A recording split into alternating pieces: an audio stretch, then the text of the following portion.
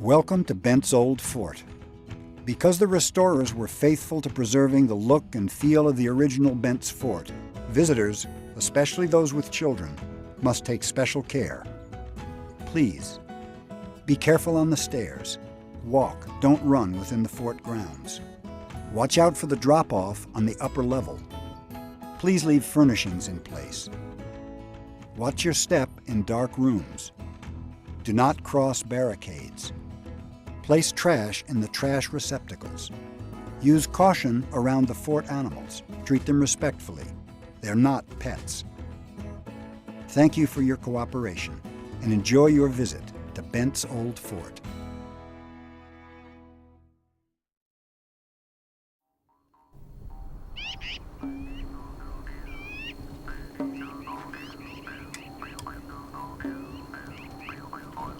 Indians approaching, sir!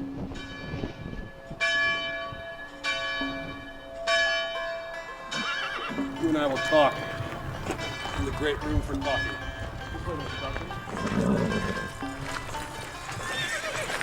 It was a lone outpost of Anglo-American civilization on the southwestern edge of the United States. A living symbol of the nation's yearning to move westward, poised to change the American West forever. Bent's Fort was the largest trading post for hundreds of miles. It was a crossroads of culture for the Indians of the plains, the trappers of the mountains, and the traders of the Southwest. Yet in August of 1849, this guiding light of Western expansion burned out. What happened to Bent's Fort?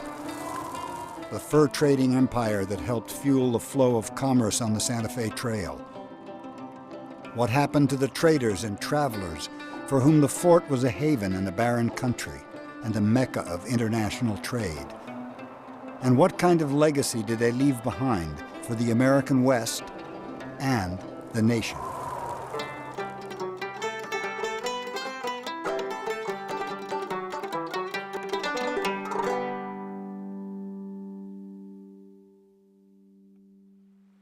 Today's map puts Bent's Old Fort off the beaten path, nestled along the north bank of the Arkansas River in what is now southeastern Colorado. But in the 1830s and 40s, its location is far more auspicious. As the Arkansas meanders through the prairie, it also serves as an international border between the United States and Mexico. What more invigorating and enlivening pleasure is there than traversing the grand prairies, admiring the beauties of unkept wild and lovely nature, and chasing the fleet-footed buffalo? Louis Gerard, visitor to Bent's Fort.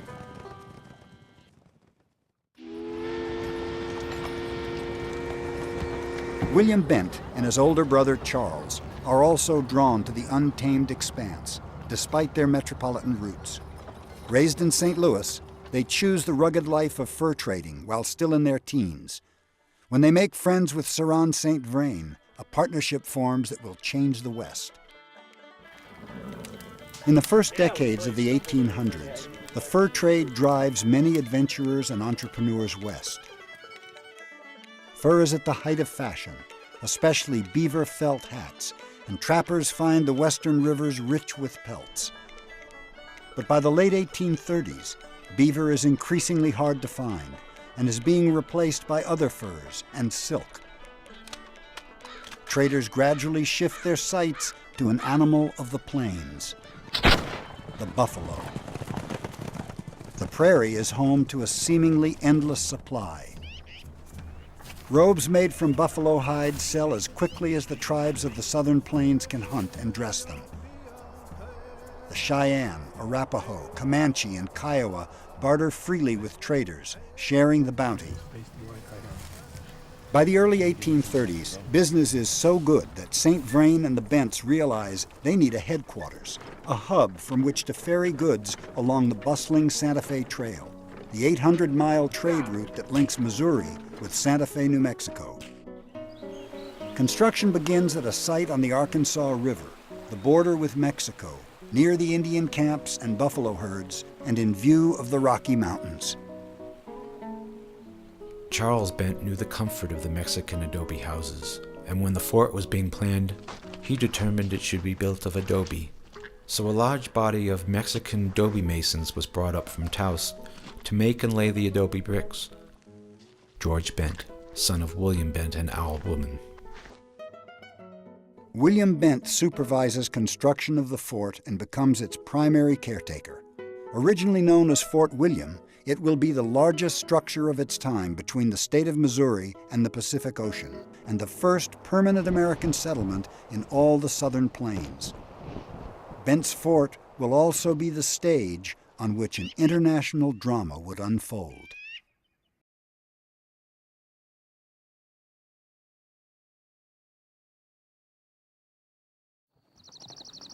In November of 1833, one of the grandest meteor showers on record lights up the night sky, perhaps a promising sign of things to come for the fort and the newly formed Bent St. Vrain Company.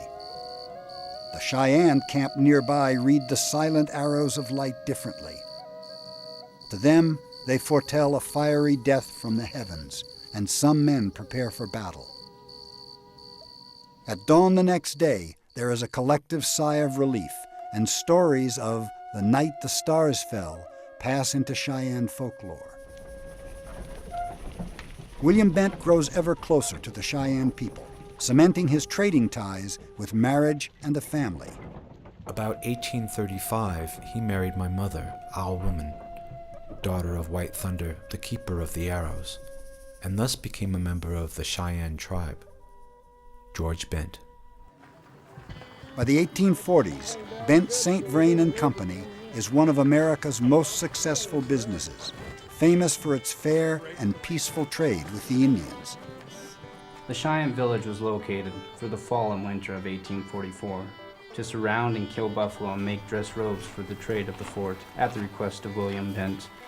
We had a successful trade that winter as buffalo was very plenty and fat. William Boggs, visitor to Bent's fort. The American traders, Indian buffalo hunters, and Mexican merchants all prosper, but there are some troubling signs of things to come. As the tribes become more dependent on the buffalo robe trade, their way of life changes. They come to highly value certain manufactured trade goods, including alcohol. The Bent St. Vrain Empire reaches around the globe. Goods from the cosmopolitan cities of Europe and the exotic markets of the Orient are traded at the fort for buffalo robes and other products of the prairie. Very good, sir. The robes are valued as blankets, bedding, and belting for factory machinery, and marketed throughout the U.S., Europe, and Asia.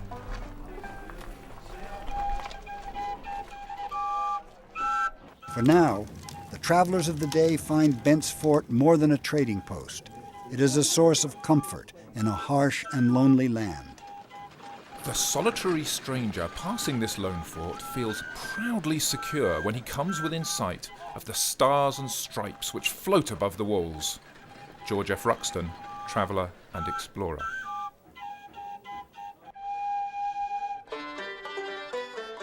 Traveler Susan McGuffin is 18 years old and expecting her first child when she reaches the fort. It fills my idea of an ancient castle. It is built of adobes, unburnt brick, and Mexican style so far. The walls are very high and very thick with rounding corners. Susan Shelby McGuffin, visitor to Bent's fort. As Susan arrives at the fort, Lieutenant James W. Hebert of the United States Topographical Engineers is recovering from an illness. I was taken ill to such a degree that it was necessary to carry me in a wagon until we arrived at Bent's fort. Lieutenant James W. Hebert. Hebert eventually improves enough to explore the structure and its surroundings in the company of fort resident Dr. Edward Hempstead. I spent this morning employed in taking the dimensions of Bent's fort. It required some time to complete all the measurements. The structure is quite complex. They may, however, be useful in giving one an idea of the forts that can be built in that country. Lieutenant Hebert. Hebert's measurements will prove even more useful many years later in ways he cannot have imagined. But at the time, he is caught up in the daily spectacle of life at the fort.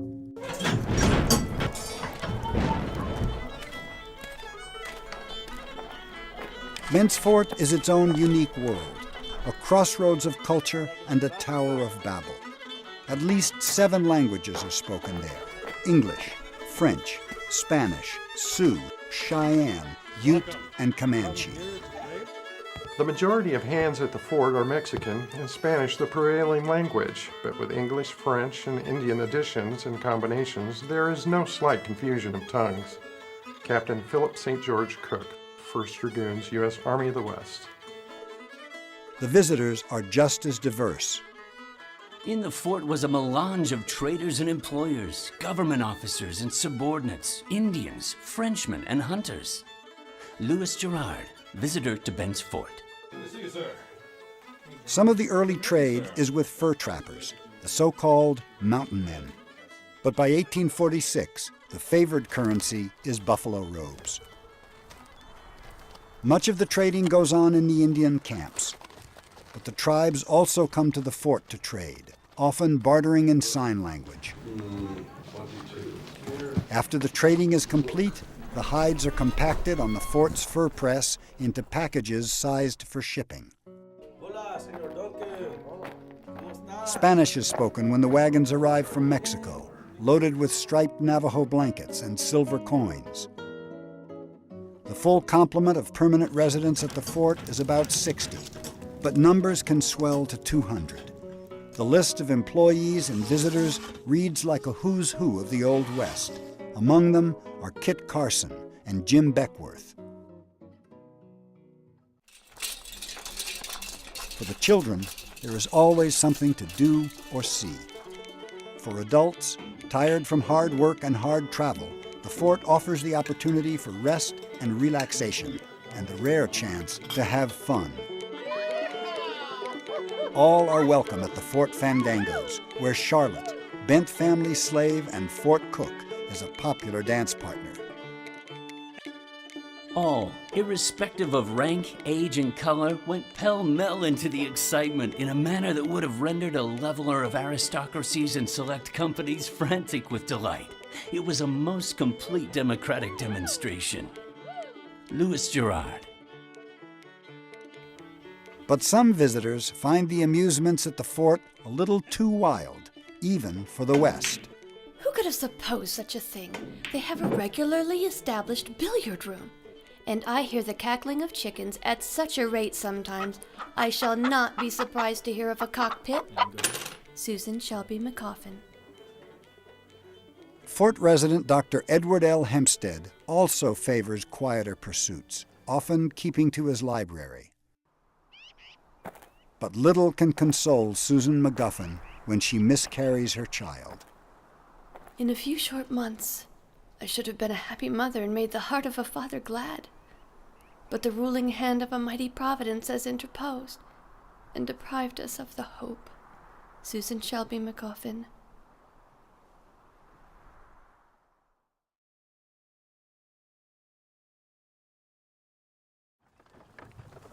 (1846) is a fateful year for many, and the most pivotal in the life of Bent's Fort. Fire!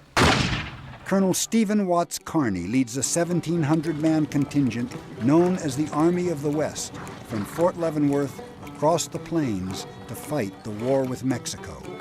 His army uses the fort as a hospital, supply depot, and staging area. Throughout the land there is a cry, and folks all know the reason why. Shaw, Mexico, two-legged fires and packing Uncle Sammy's stuff.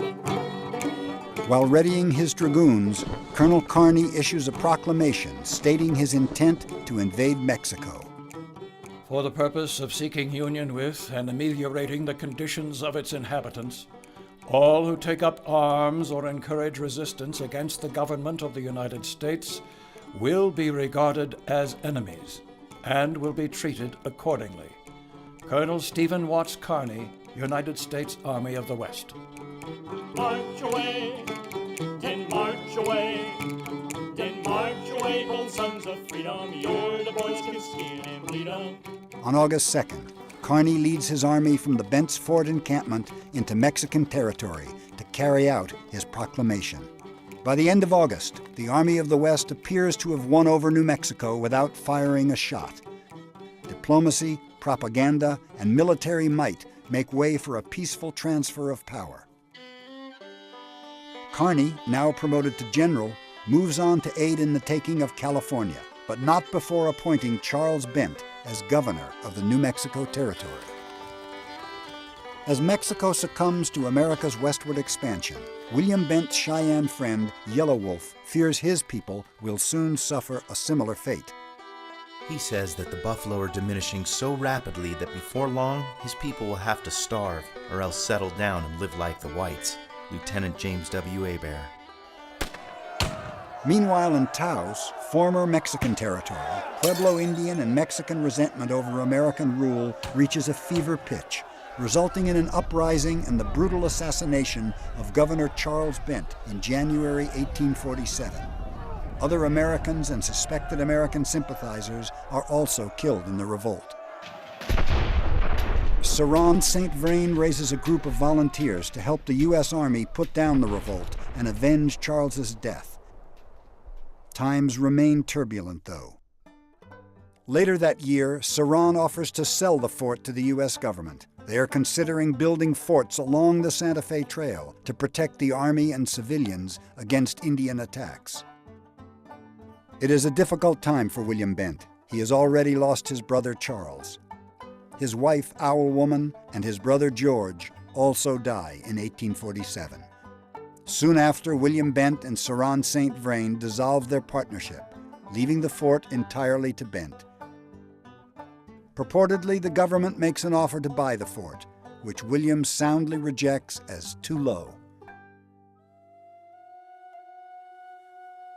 In 1849, a cholera outbreak ravages the plains, killing perhaps half the southern Cheyenne.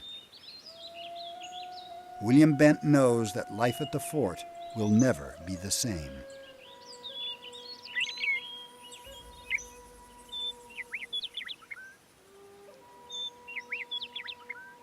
Some believe William is so concerned that his fort will be taken over by the Army now fighting the Indians that he is driven to desperate measures. Others claim that Bent merely abandons the fort and fumigates it with burning tar against the cholera epidemic. Still others say he burns the fort to prevent Indians or other traders from using it. And there are even rumors that the Indians themselves burn it. The truth remains a mystery.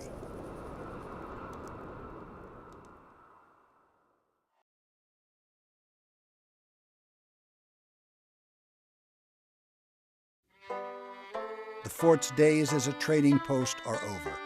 Its sun-dried adobe bricks later become a stage stop.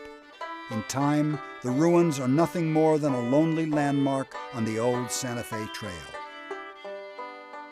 Bent goes on to build another fort, and he tries to promote peace between the Indians and the U.S. government. But eventually, William Bent's Cheyenne friends and relatives are relocated to a reservation in what is now Oklahoma. Other tribes endure similar fates. In 1869, William Bent loses his own final battle. He dies of pneumonia, a respected man who, together with his brothers and the St. Vrains, helped shape the history of the West. But if life as he knew it is gone, some are not willing to forget. Recognizing the importance of the post, the Daughters of the American Revolution acquire the property in 1926 and build a commemorative gateway arch.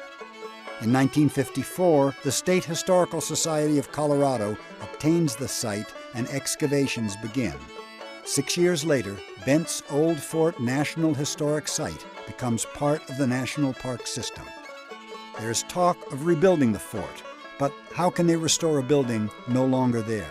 A building that no one alive has ever seen? The answer comes from Lieutenant Hebert and his meticulous documentation of the fort in the summer of 1846.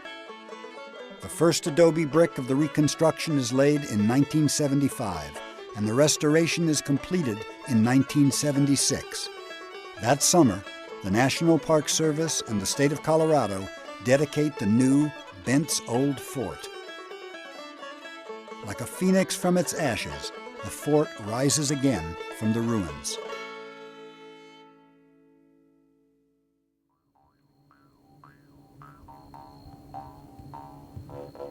Today, visitors can walk the rooms and ramparts as William Bent once did in the company of his family and friends.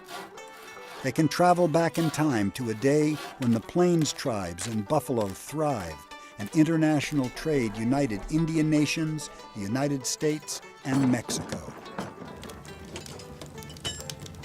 As you walk in the footsteps of those who were here long ago, let modern times fade away and imagine yourself here in the old Southwest, maybe as a Cheyenne, a trapper, a dragoon, or a traveler. Travel well, sir. And when you leave, take with you the stories of this crossroads of culture, of the people who lived here in the past, whose lives still resonate with us today, so they will live on into the future of this land we now call the American West.